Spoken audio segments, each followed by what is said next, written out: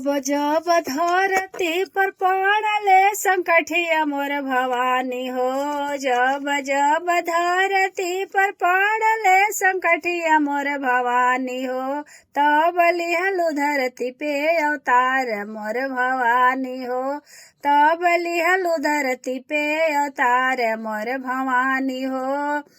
देव और दानव में लगले लड़ैया मोर भवानी हो।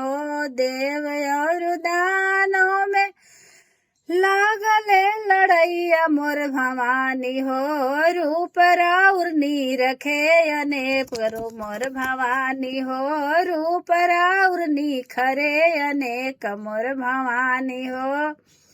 सब देवता लोग के बनलू सहैया मोर भवानी हो।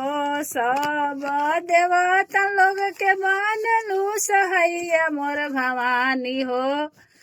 राक्षस के कइलू संहार मोर भवानी हो। राक्षस के कइलू संहार मोर भवानी हो।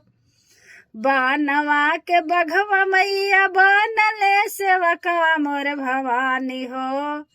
बानवा के बघवा मैया बनले सेवकवा मोर भवानी हो। मोर भवानी हो। राक्षस के कइलू संहार मोर भवानी हो।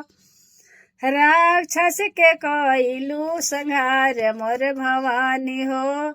सिंह निशुंभ मैया दुई गो भैयावा मोर भवानी हो। शुंभ निशुंभ मैया दुई गो भैयावा मोर भवानी हो।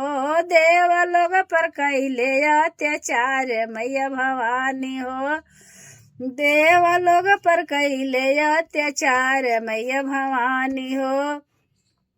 काली के रूप मैया दिहलु दर्शनवा मैया भवानी हो।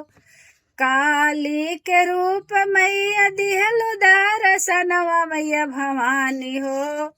मैया भवानी हो। राक्षस लोग के कई दिहलु नाश मैया भवानी हो। राक्षस लोग के कई दिहलु नाश मैया भवानी हो।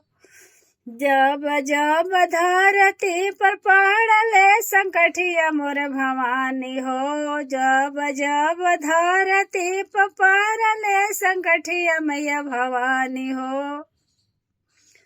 तब तब लिहलु अवतार मैया भवानी हो। तब तब लिहलु अवतार मैया भवानी हो।